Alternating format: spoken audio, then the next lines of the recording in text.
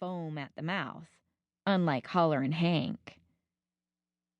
"Come on, Hank," I heard Dad coaxing while I edged past Principal Bertram B. Woolsey, who I thought should have done something more than bite his neatly manicured nails. And pushing farther through the crowd, I heard a lot of parents and other fans muttering about why a foul-mouthed blowhard continued to be allowed to work with kids.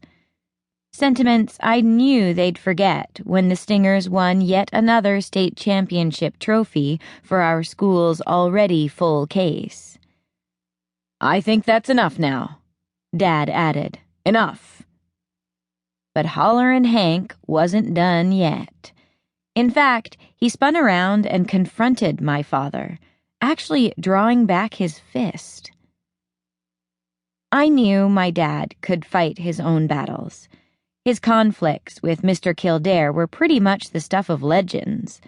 And, more to the point, I was only 5'2" and weighed about 100 pounds, despite a steady diet of cheeseburgers and Little Debbie products. But without even thinking, I dropped everything and started to run to my father's aid. Before I could get there, though, the new quarterback, Chase Albright, stepped in. Wrapping his hand around Coach Kildare's big forearm, he stopped what had seemed like an inevitable punch. The two guys stood there for a long time, Chase's obscenely perfect, thick, dirty blonde hair riffling in the breeze, while everybody else seemed to suck in a collective nervous breath. Even the cheerleaders stopped chattering for once. I glanced at the sidelines and saw that Viv was clutching her shivering pom-poms to her locally legendary cleavage and glaring at Mr. Kildare like she hoped for a fight, one that would result in the coach getting his butt kicked to the grass. I also caught a glimpse of my French teacher, Mademoiselle Lois Beamish, who was pressing her hands to her also large but somehow not as attractive chest, as though she was terrified for Chase, her prize student. And I once again thought, ugh, she has a crush on him. Then I returned my attention to Chase, who was saying something to Coach Kildare, although so quietly that I couldn't hear a word.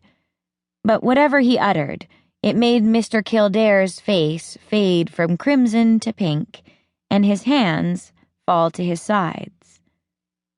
I stared at Chase, a mysterious, reportedly uber-rich kid who'd transferred from some pricey academy that nobody seemed quite able to pinpoint, wondering, what are you, a crazy coach whisperer?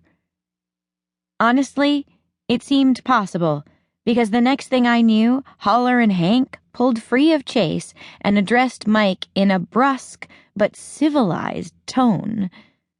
"Bryce, you're benched."